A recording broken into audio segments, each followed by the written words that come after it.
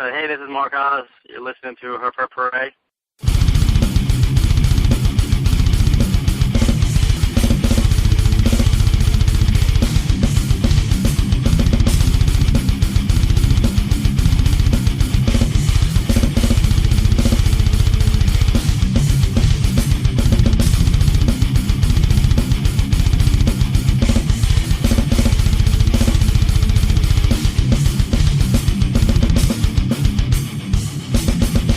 It says here we should work in teams. I tend to think of myself as a one-man wolf pack. You are about to enter Information Overload, a worldwide transmission with Her Parade's featured Breeder of the Week.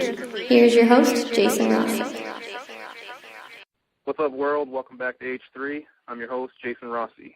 We are streaming live on RossiReptiles.com and, as always, on iTunes. This week's featured Breeder of the Week is here and is working with a killer project that I'm pleased to be a part of. Mark Haas from Shinja, www.shinjainc.com, is this week's special guest. Mark, welcome to Her Parade. Hey, thanks for having me. Well, thank you for taking time out of your schedule and coming to talk to us. No problem. Anytime. All right, man. Why don't you tell us about that little incident, well, not little, the big incident that changed some things for you on January 22nd? Yeah, sure. I was, I think a lot of people can actually relate to this.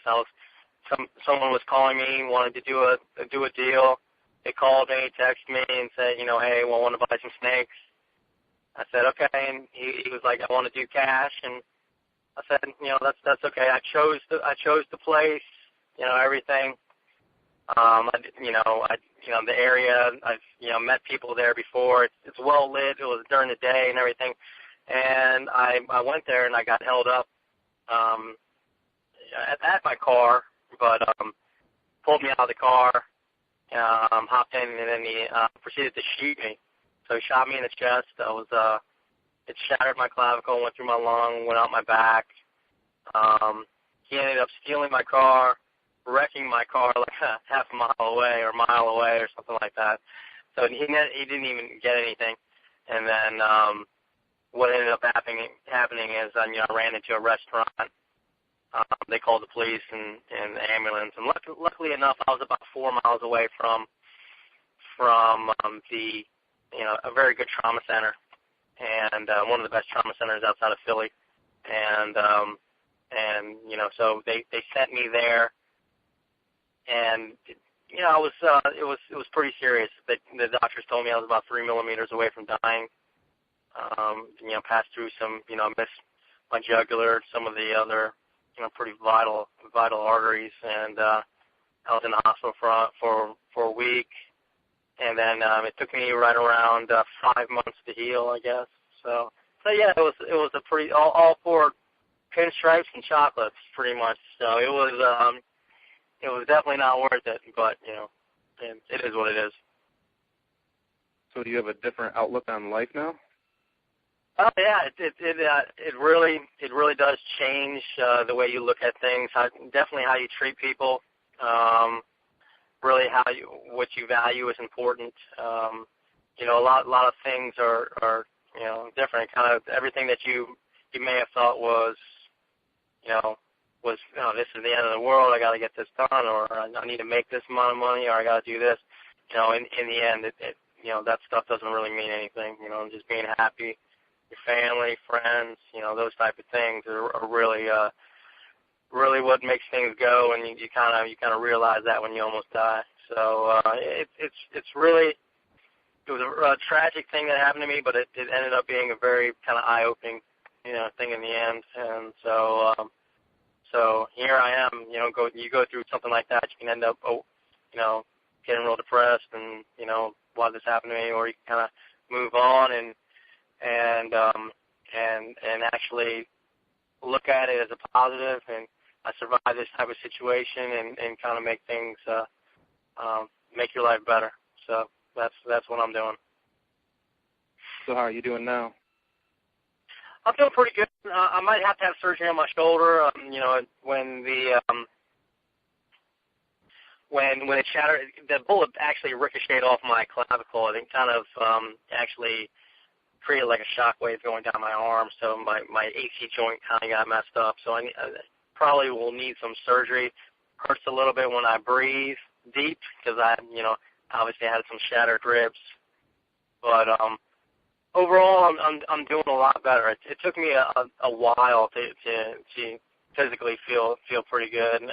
I did start working out after about a couple months, but it's been, it took about 5 months for my clavicle to actually heal. So it was pretty tough. It was pretty tough. I was coughing up blood for about 3 weeks because the bullet went through my lung.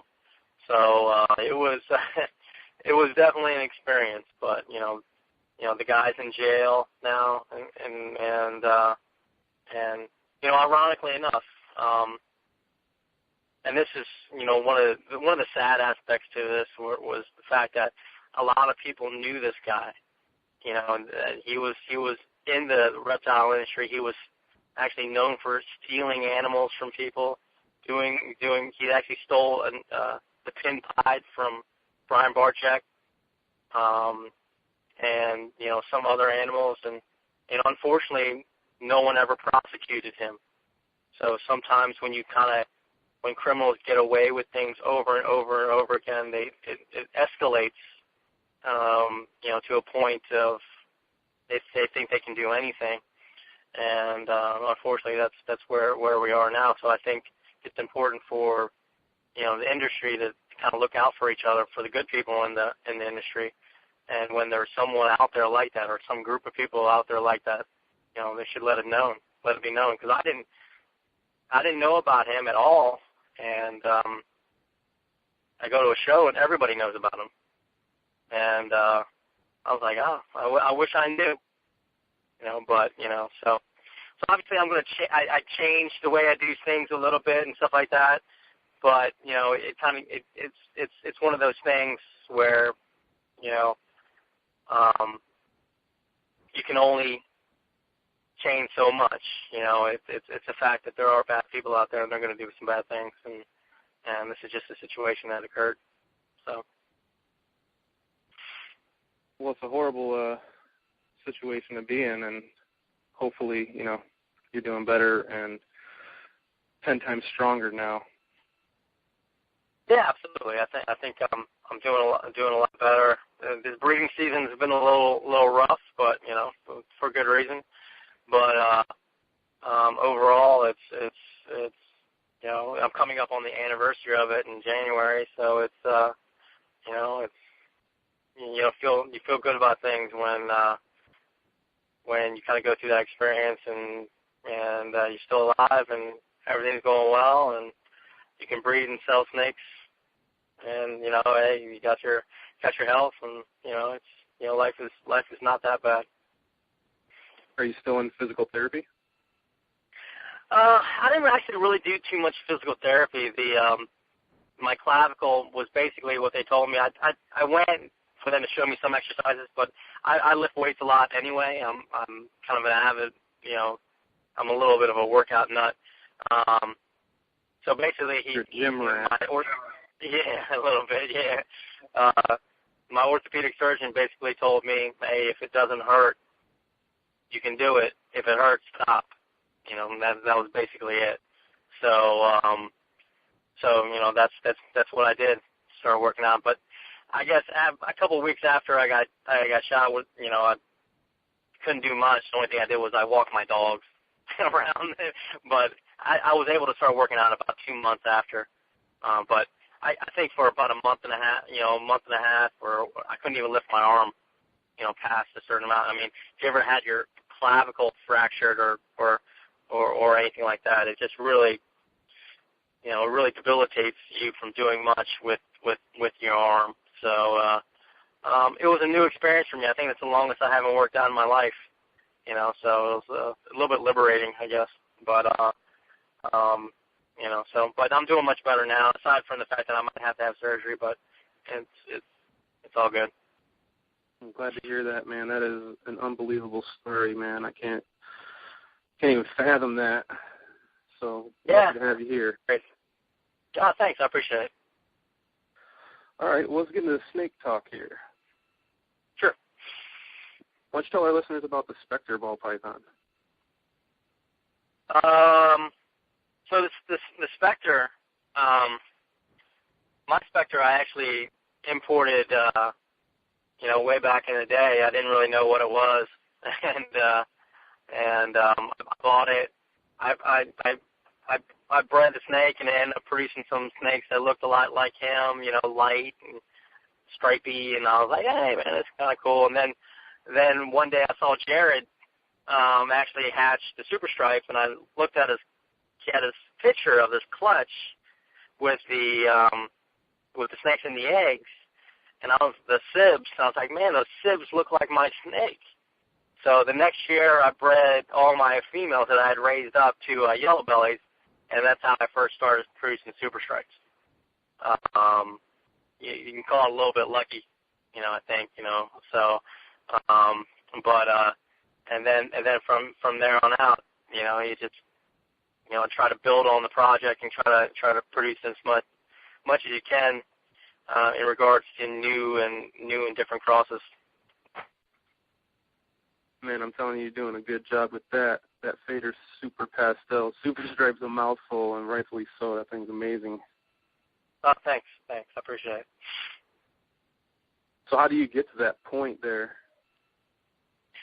In regards to all those crosses, or yeah. I don't know. So what I try to mix into the project would be stuff that I find that would be interesting. Up until this time, I put in a lot of kind of lighter color snakes, just to brighten it up. But then I started mixing in some darker stuff because for a period of time, the dark stuff wasn't really selling all that well, So then I was like, well, the stuff that really popped, like yellowish, all that type of stuff, was really selling well. I think the dark stuff, the dark crosses are actually kind of making a comeback a little bit with some of the cool dark crosses that are out there. So I try to mix in across the board quite a bit of stuff, and basically just mix in stuff that I find interesting and I think that'll be cool looking. So, but I produced like way back in the day, I produced Bumblebee Spectres, and I produced these females, and I just kept them. And so when I bred a Fader Pastel Ivory to a Bumblebee Spectre, and then that's how I produced some of this, quite a bit of this, this stuff. But it was, if you breeding that type of stuff together, you're going to get all kinds of different crosses. Like that Fader Super Pastel Super Stripe, that thing's outstanding too. Were they clutch mates or just different breedings?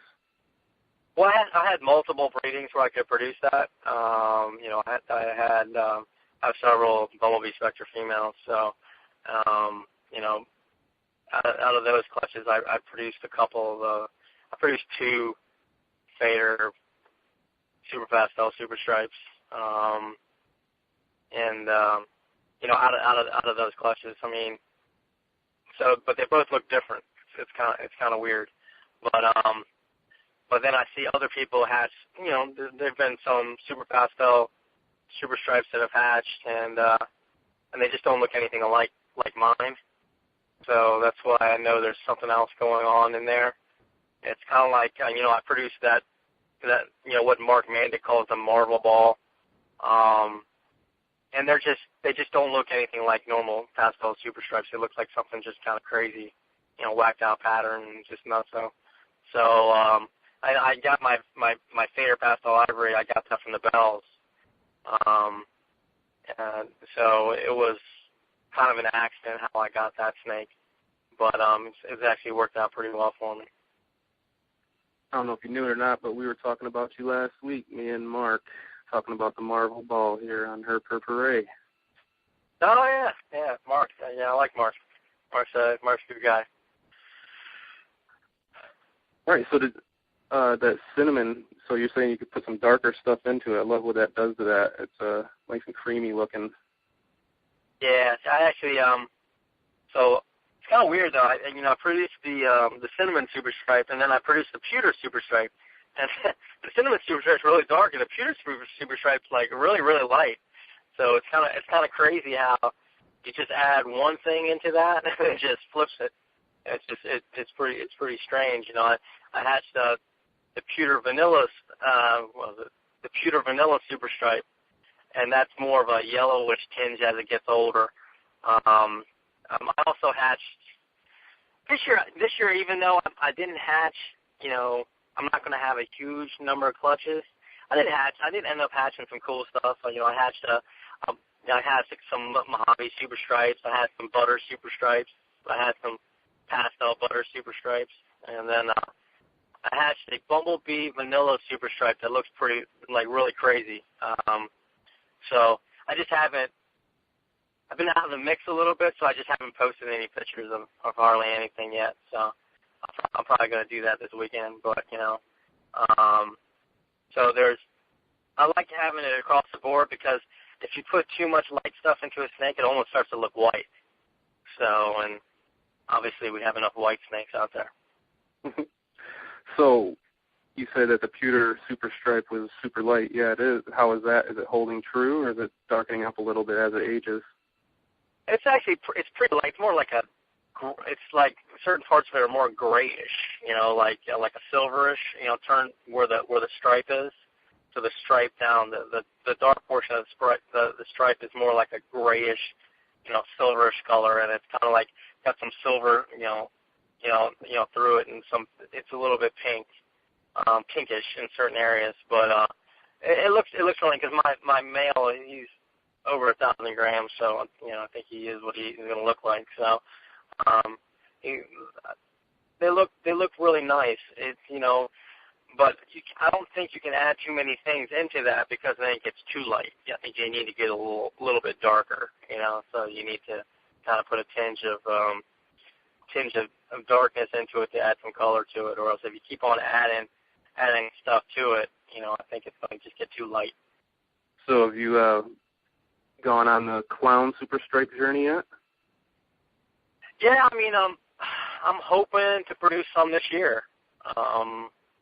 I've got some pastel specter het clowns, and I've got some, you know, specter het clowns, and, you know, that should be able to breed this year, females and males. So, I mean, I'm hoping. Well, I probably wouldn't produce a super. Trying to think, I probably wouldn't be able to produce a super stripe, a pastel super stripe clown. I'd probably produce a pastel super specter clown. That's probably what it's going to be. Just because I hatched a lot more. I was heavy on the specter side. So, the clowns are really hot now these days. So, you know, there's a couple of projects that I'm really excited about. You know, that's one project, and then the other project was, you know, I've got some. I'm hoping to produce like a lesser Enchi super stripe ghost. So that's another project that I'm trying to work on here that I have a chance of producing this year. But it's you know, I think that'll be a pretty cool combo as well. So it's, you know, and then along with banana and coral glow stuff, you know, so I should be producing some of that as well. So, you know, knock on wood, of course. You never know. Yeah, that lesser Enchi by itself is a stunning animal. Yeah, they're really. I like them. I have some, you know, lesser Enchis that are really, really nice. I think you know, I think you put that in a super stripe. I like to produce some I think the super Enchis will be, you know, really be killer. Like this super, like I have some Enchi spot noses and stuff like that. I like to produce some super Enchi lesser spot noses. I think those would be really sick. I think there's a lot of stuff you can do with the lesser and Enchi. You know, there's just so many. You know, it just, you know, you cross that and other things, and it just gets crazy. Like the vanilla super stripes, it's amazing how much they lighten up on their body there. Yeah, I have some now that are like, you know, right around like 1,500 grams or something like that, and they get really, really yellow, like really like a bright yellow, and they'll be really nice. That was like one of the combos I made. I didn't think it was going to be too crazy, but I think going forward, breeding that into other things will be crazy. You know, you'll be able to produce some really, really sick stuff. I have a vanilla specter to a fire yellow belly. That's I think a vanilla cream super stripe would be really nice. So I mean, sometimes you have to make these crosses knowing that product maybe not as hot, but in the combo with other things are going to be pretty sick. So you kind of have to sit on those projects, keep them, don't sell them off cheap because and then produce something in the long run that's really kind of stunning. That kind of keeps the project going. You don't always have to sell all your animals right away. So you're sitting on some Spectre fires? I mean, I don't have as many. I have more fire yellow belly crosses. I have those crosses because I have a lot of you go different directions. I went with the vanilla crosses, and then vanilla crosses for the Spectre, and then the fire I went with the yellow belly crosses. So then when I cross those together, and then you have all kinds of possibilities. Sometimes it's beneficial to, when there's a lot of fire yellow belly stuff out there, to go ahead and purchase that stuff, and then the Spectre, you produce the other combination that you need in there, and then I concentrate on that. So I picked up a whole bunch of fire yellow belly stuff. So then you're able to actually cross that into what you already produced within the vanilla range or whatever. Enchi. I also went down the Enchi Spectre range and all these other things where you can cross them into the fires and you get some really, really nice combos. Talk about cool combos, man. That Spider Super Stripe is wicked cool looking animal. Yeah, I produced some the Spider Super Stripe, not to denigrate someone else's Spider Super Stripe, but that just looked different than the other Spider Super Stripes that were produced. That was in the Fader clutch, so they were just really, really wicked looking. Now I produced like the Bumblebee Super Stripe, or Faded Bumblebee Super Stripe and all that stuff. So I kept those, and now they're about 1,100 grams, 1,000 grams, right around there, and they just really pop. They're just really, really nice. They don't wash out at all. Real bright yellow. So the Spider sometimes it does a lot of crazy things. It's amazing how it can just whack out that pattern the way it does. I never would have expected that. Yeah, I love spiders. That was our first morph we ever bought. Oh, really? My first morph was a pastel. I bought a pastel for $9,000. Believe it or not. Yeah, I read that. I couldn't believe that. Back in the day. Yeah, I bought a pastel for $9,000. I think I bought my first spider for $13,000. Something insane. Now what you pastel you sell for $50 or something like that. It's crazy. So I know how people a lot of times in this industry they're like, oh my God, this stuff is this price now, and I'm like, well, I've already gone through all that before. There's always another end to the spectrum. Hopefully that continues. You never know how things go, but when I bought my pastel, at $9,000, and then two years later they're $4,500 or $5,000. You could look at it as wow, my investment, I just lost that much, or produce as many as you can and make your money.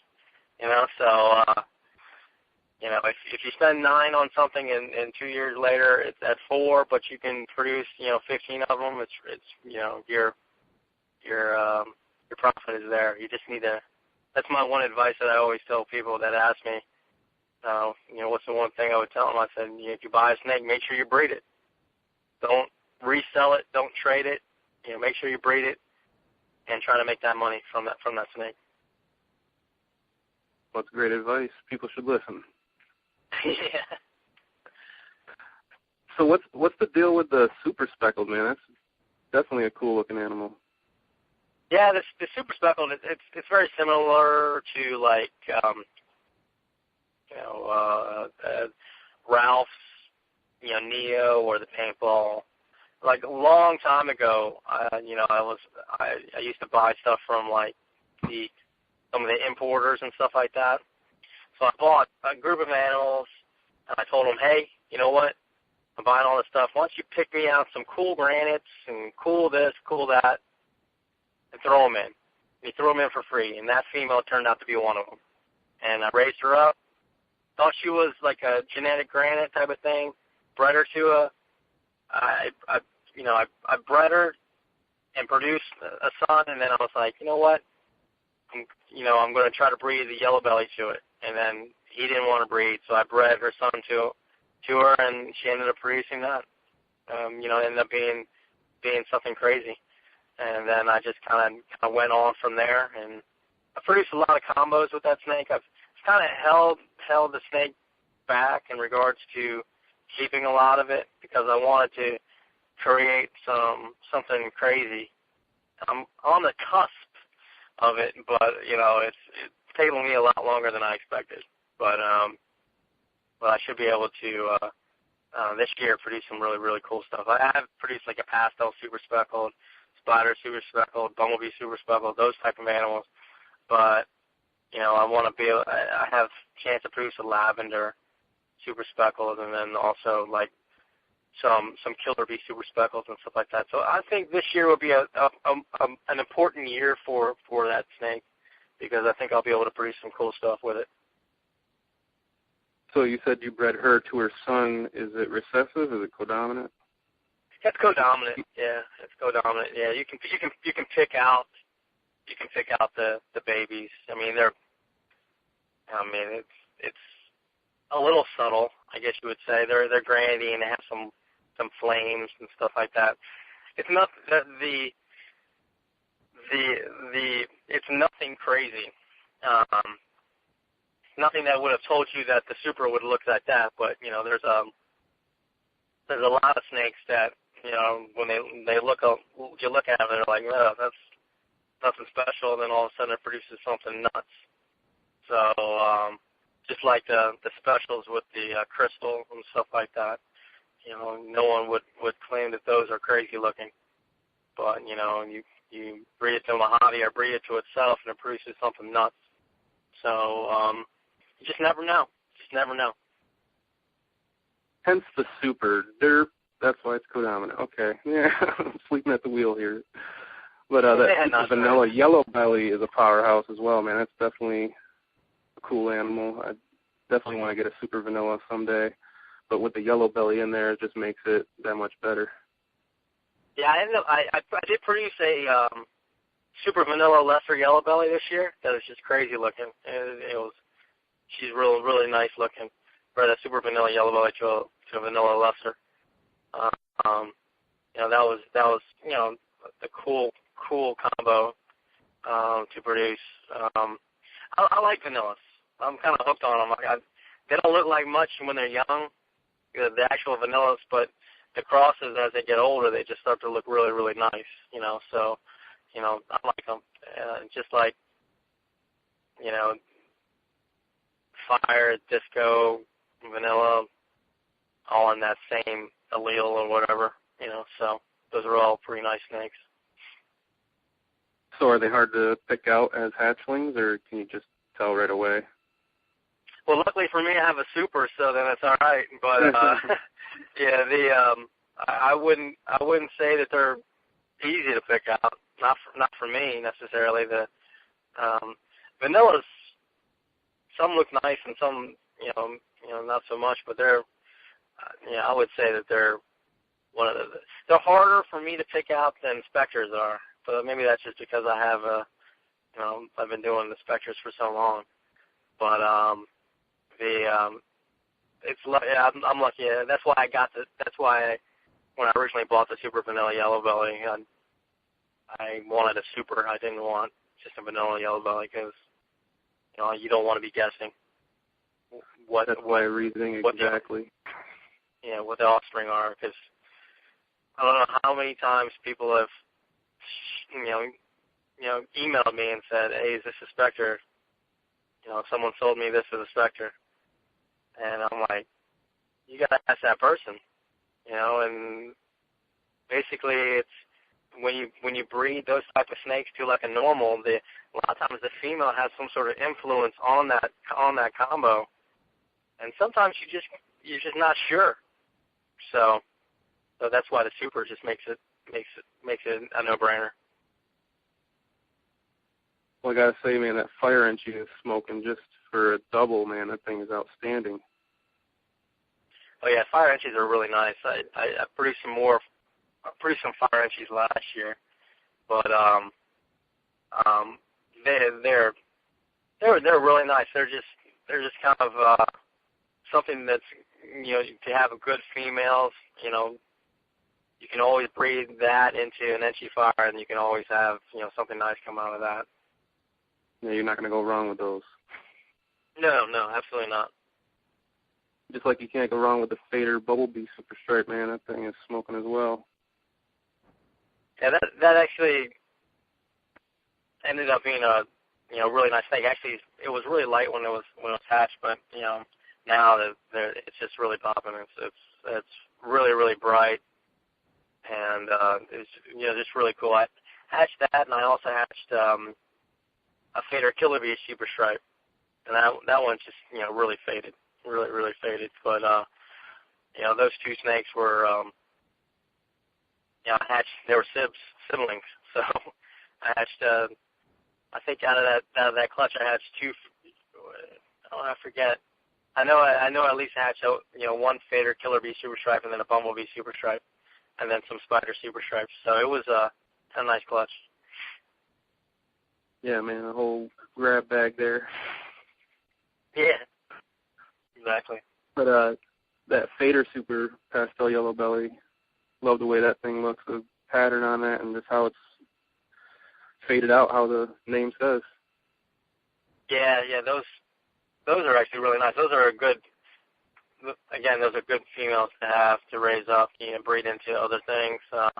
You really never have enough of them in your collection. They are, you know, just a good staple to base into any type of cross. Just like the Vanilla Cream, man. Who would have thought Fire and Vanilla create something cool like that? Yeah, exactly. I mean, I have Vanilla Creams. Only problem that I have with Vanilla Creams is that when you breed a Vanilla Cream to a normal, you just get Fires and Vanillas. And right now, they're not the most desirable things to sell. But if you breed, you definitely need to breed it into something else. You know, breed it into you know like a Super Fire or something like that, or another Vanilla Fire. Maybe produce some supers and stuff like that. But it makes it just really, really difficult, unfortunately, to you know, I wonder. I haven't produced some Vanilla Creams lately. I always wondered if they're going to be hard to pick out, the Fires and Vanillas. And I'm not altogether sure because I haven't had too much experience hatching. Because I know some people have problems with, you know, Mystics and Mojaves, but coming from like Mystic Potions and stuff. But you know, it's definitely a crazy snake to come out of that. It's just like the gargoyles. I didn't think gargoyles were on the same allele until I started producing from I produced a pastel gargoyle a couple years ago, and I started producing from the pastel gargoyle, and it just turns out it's on the same allele as well. So it's definitely a surprise. Do you think that the Vanilla will influence a Lucy like it does the Ivory? Oh, I'm sorry, the Super Stripe? Make it yellow, more yellow? You know, I don't know. I hatched a Vanilla Ivory. I had some Vanilla Ivories, and it does influence them, makes them definitely more yellow, but not that much more yellow. So it may be just hard to tell. It's really hard to say. You know, some things when you put it into a Lucy, it just almost makes no difference. some of those things with like the Lucy's and stuff, I just don't go down that road, because then if you hatch a white snake, I mean, does it have vanilla in it? Do you know for sure? Can you sell it? You know, what can you do? So that's sometimes I stay away from those type of things. It almost looked to me like the vanilla ivory looked a little lavender to it. Is that true, or was I seeing things? Well, the vanilla had a lot of, like, especially younger, had a lot of purple in it. You know, like down its back, and a lot of purple around the head and stuff like that. As it gets older, it gets some yellowish tinge to it and stuff like that. But it I think it really depends on the different snake. You know, I kept one back, about 800 grams now. He's really nice, but it's nothing. I don't think it's anything drastically different from like how like a pastel ivory, as it gets older, sometimes that color gets taken away. That's a little bit of that with the vanilla ivory, I think. It's real clean, it's got some purplish to it and stuff like that. It looks really nice, but, the ivory kind of takes over. So can we expect some banana super stripes here in the future? That's a good question. I'm with the bananas, it's when you reduce the pattern. I don't necessarily like it when you reduce the pattern, because when you reduce the pattern, you kind of take away some of that purple that you really want in the snake. So I'm going to be producing some, like, I'll definitely produce some crosses this year. Like some Cine Spectre stuff, and I want to keep it kind of dark.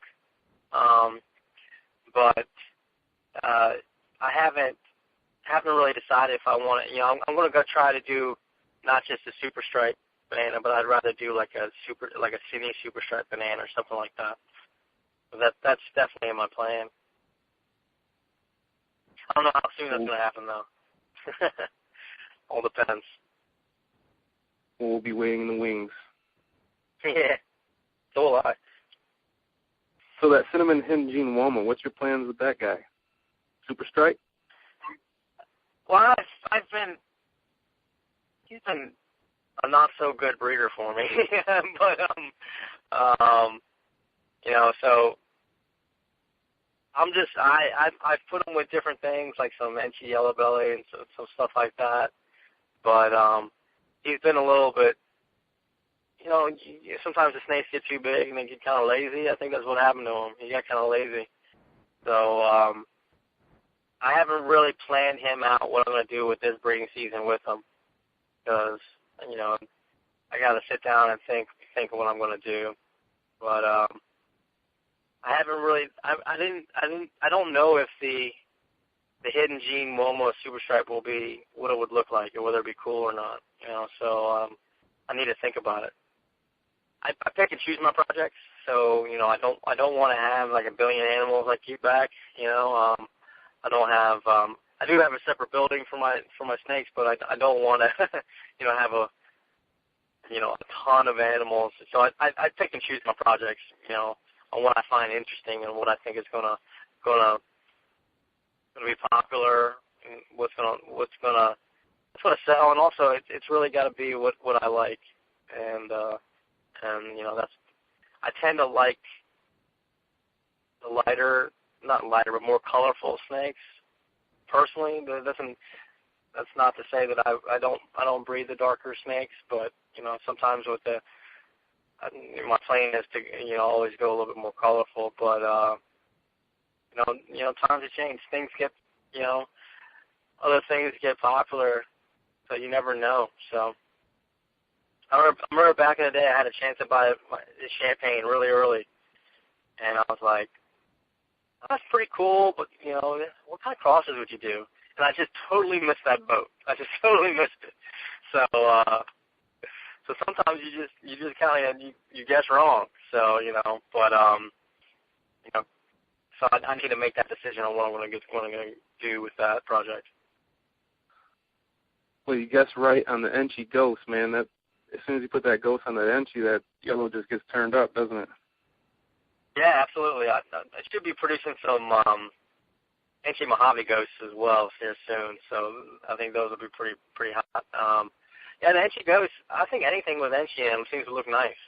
Enchi really blows up, a lot of projects, makes them look really good. So I just don't think you can go wrong with anything with Enchi normally. It's really a good staple to have in probably any cross. We also have the Spectre Ghosts and the Super Stripe Ghosts. Yeah, I'm hoping to produce some, like I was saying earlier, some Enchi Lesser Super Stripe Ghosts and some Super Enchi Super Stripe Ghosts, stuff like that. I'm going down that road more than the pastel Super Stripe Ghosts. I do have some pastel Ghost Spectre stuff, but I not as many people are working with the Enchi Spectre Ghosts, I don't think. I have no idea, actually. But I really want to go down that road and try to produce that. So that's where I'm kind of leaning a lot of my Spectre Ghost stuff to right now. Shoot, man, I still haven't got out of the Enchi boat, and I'm kicking myself for not doing that.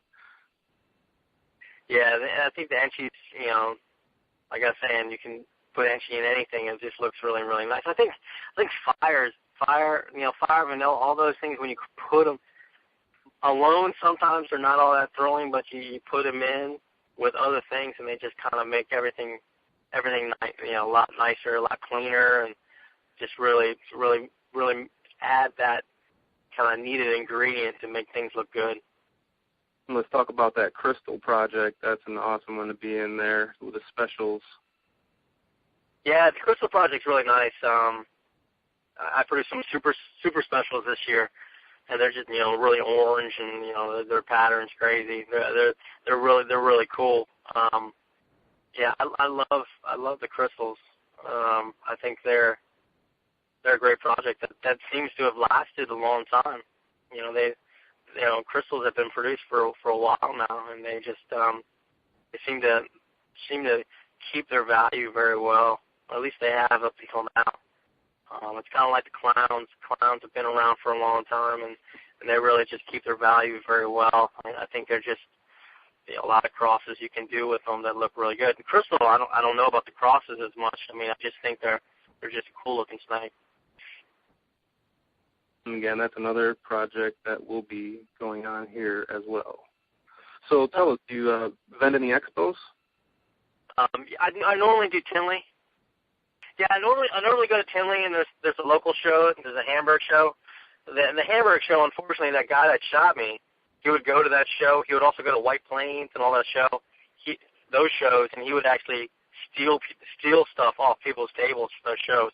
He actually had a little crew that would go to these shows and steal stuff. They were actually well known around this area, White Plains. Everybody knew about them, that they would go out and steal stuff. And so this year I was like, I don't want to go back to that show, not right now. I'm not really digging it. So I know he's in jail, but I just wasn't feeling it. What about his crew? Yeah, his crew's not in jail. He was actually when I ID'd him and everything, they got his DNA matched and everything. He was actually in jail for rape. He was already in jail for rape. He raped somebody like a week after he shot me. So real winner. Yeah, that sounds like a real great guy. But so I don't do as many shows. I do more of my sales is basically online. When I talk to people, and because I have my own, I have another job as well. So, and then I have this company, and I have somebody that works for me and stuff like that. So I can't really travel as much. It just takes up too much of my time. So, but I do go to the Tinley show. I would go to like Daytona, but I heard Daytona's gotten really squirrely now these days, and some of the other shows are, I've just been told haven't been doing so hot, so I just haven't gone. Well, man, I hope to see you out at Hamburg sometime. That's the one we like to frequent. If not, then we'll try to hit up the White Plains. It's just Sunday's our chill day to take care of all the animals. But yeah, hope to see you out there at Hamburg sometime, man. Yeah, so you go to Hamburg? Yeah, we got to go out there. Yeah, I used to vend there. Yeah, I did, quite a bit, and then it got to the point where, obviously I got shot and everything, and then I went back to the show to sell some stuff I was selling to someone at the show, and then everybody started telling me about this guy. They're like, oh, I bet you it's this guy. And they told me his name, and everybody knew his name. They told me his name. They said, I bet you it was him. And then it ended up being that guy. He ended up being the one that shot me. So everybody already knew about him. Everybody knew that he was a crook, stealing stuff, doing all these things, but no one did anything about it. So we put a picture of him on the door and tell everybody to look out for him. There's an idea. Yeah, I mean, some of them were friends with him and stuff like that. A lot of people, unfortunately, and I'm not saying this is the majority of people or even a minority. I'm not even sure. Sometimes if it's not happening to me, I'm not going to worry about it. If it's happened to someone else or someone else is getting stuff stolen from them, that's fine. Not hurting me, then I'm not going to deal with it. And, that's an unfortunate attitude to have because, you never know when it could happen to you. Or, it puts a black eye basically in our industry. How many people have come up to me now and saying, say kind of ignorant things in regards to, oh, it's just because you're dealing something like snakes, and who deals snakes? Who does this? They were calling me a snake dealer. So I'm not a drug dealer. I have a legal company. So unfortunately, I think we need to start policing our industry a little bit better in regards to that aspect, in order for it to gain a better reputation and for us to be a little more well respected out there in society, because that's the only thing that's going to keep us from not being, washed away and say, hey, we can abolish all these things and, these people can do whatever and they shouldn't be doing this stuff anyway. Because that's the kind of attitude that I got, that I received when I talked to not people in the hurt world or whatever, but normal, different people in society. Different people that I work with in the corporate world, that type of stuff. It's that type of prevalent attitude in regards to people that do reptiles and stuff, that they're strange or they got problems or they have this, and it shouldn't be relegated to that. But unfortunately, until we start policing things better and doing some things in a better manner, I think going to have that problem. Well, that's well said, man. That was one of my questions, and that's a really good answer. We need to really police ourselves. That's just it. Absolutely. I mean, how many times have people done deals for thousands of dollars and there's no contract? There's nothing. People get ripped off all the time. And the only policing we have is like the BOI or something like that, It would be really nice to, and I'm not saying that any industry doesn't have that type of aspect to it, but so many people, young people try to get into our industry and they end up getting screwed over by somebody because of that aspect. I think it'd be better if we police things better. People knew who the good people are, who the bad people are, in regards to trying to make this industry a better industry. And I'm only having good guys on the show. Yeah, well, whatever a good guy means, but you know what I'm saying. I think it's you let people get away with certain things that are either immoral or those type of actions. People get away with those things over and over and over again, and it The only thing it does is it brings everything down. It doesn't bring it up to a level that's more respectable. So, I think those are some of the issues, because since I just don't do reptiles. I'm a computer engineer. I work in the corporate world, so I also get the attitudes of what other people view our industry as, and a lot of people view our industry as a bunch of freaks. And I'm not. Believe me, I'm in this industry, so I'm not. I don't believe that to be the case. But unfortunately, if we don't start policing things better and start handling things in a more professional manner, that's the viewpoint that you have. So those are the people that are pushing. Why do these people need snakes, or why do these people need to have these animals? They shouldn't be having this stuff anyway. You don't put across that image of someone that's respectable, or someone that knows what they're doing, or someone that can actually, get your point across without looking like a fool, basically. I don't think things are going to get any better, because,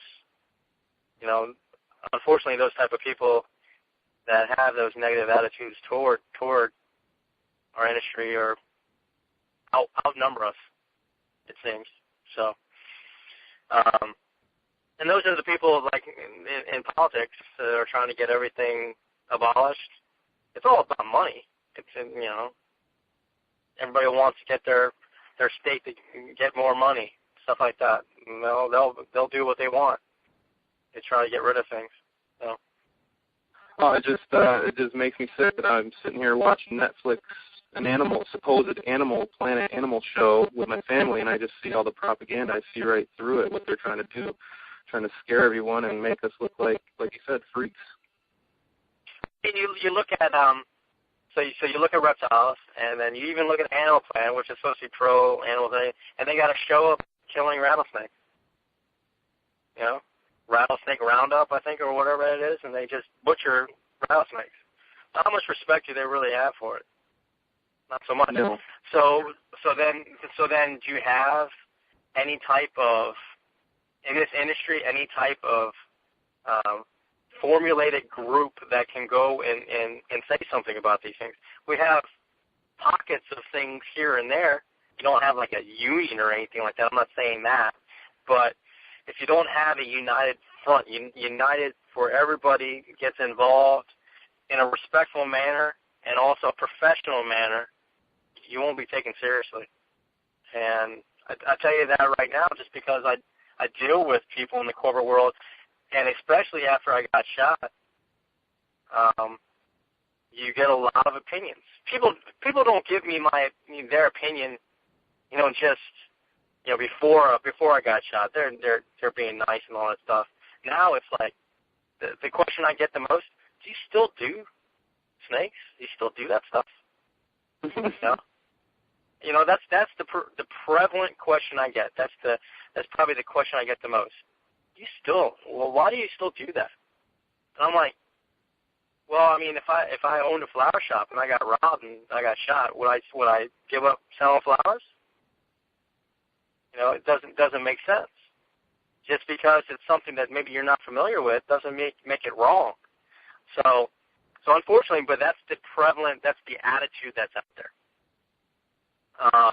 And until you can come with a professional front that everybody finds to be respectful and seems to understand what's going on, you just won't be taken seriously. And I think a lot of people do this industry as a side type of job and stuff like that. So it's a little bit of all the stuff that's going on. It's kind of like out of sight, out of mind type of thing. So, they live their life and they're doing this stuff and some of the stuff they do on the side. I mean, I get all the questions about these people that are selling snakes to these shows. Do they pay taxes? I get all this stuff. And, I don't have any good questions for that. Answers for that is. So until you start policing things, you start doing things the right way, really do things the right way, it's really hard to gain that respect. Well, it's a great take on that subject, and appreciate you giving your input. Yeah, I think I probably have a different take just because since you know, I don't know, I'm probably one of very few people that have been shot in a snake robbery. All right, so I mean, I don't think that has really happened too much. So a lot of people open up their opinions to me when, especially friends, people, coworkers, anyone, because I almost died. They feel that they can lend their opinion to me. And the opinion is about reptiles and that industry is, unfortunately, it's misguided. I think people a lot of times think down on things. Maybe they fear a little bit. You know, a lot of people don't like snakes, you know, or like spiders or whatever. So they feel that you shouldn't have a job or you should own a company that does that type of stuff. So it's unfortunate, but you know, people need to realize that that's the attitude out there, and you need to find a united front or a professional front to actually try to change that attitude. Great answer, man. So is there anything you'd like to add in closing? I mean, I think we've covered all the bases. I think the only thing in closing probably would be that we start policing ourselves better. You know, start doing things a little bit more the right way. Stop screwing people over. I know that's hard to say because I don't think, every industry has that where people, there's bad guys and good guys. I just think that we need to police it better in regards to, you know, if there's someone that's stealing stuff from people, let it be known. You know, when someone screws you over or you know, or he rips you off or something, follow through and do something about it. You know, just don't let people get away with these type of things. It'll make the industry that much better. It'll make everything more professional, and in turn, you gain respect more in the industry. You'll also gain it outside the industry to other people that are out there that actually influence, you know, some of the things that we're fighting against. Stand up and speak up. Yeah, I mean, no one wants. I think it's unfortunate. I mean, you could probably talk to everybody that's bought snakes, and every one of us has been screwed over before, bad. You know, it's unfortunate. Now, are those people out there still doing it? The same people? Absolutely. It would have been nice to know that ahead of time. That, hey, because there's a Better Business Bureau, all those type of things, and you know, some of these people don't even have companies. You know, so it would be nice to be able to know these things ahead of time. You know, but you know, that's just one of the aspects about being in the industry as well. You know, that's prevalent everywhere, not just in our industry. Awesome, man. Well, I appreciate you taking time out and speaking with us. Yeah, no problem. I appreciate it. Thanks for having me on. All right, make sure to check out Mark's website at www.shinjainc.com. All right, that's going to do it for this week's episode of Her Per Parade. Don't forget to subscribe and comment on iTunes, and always we're streaming live on RossiReptiles.com. Her Per Parade, out. Hey, this is Robin at the Reptile Report, and you're listening to Her Per Parade.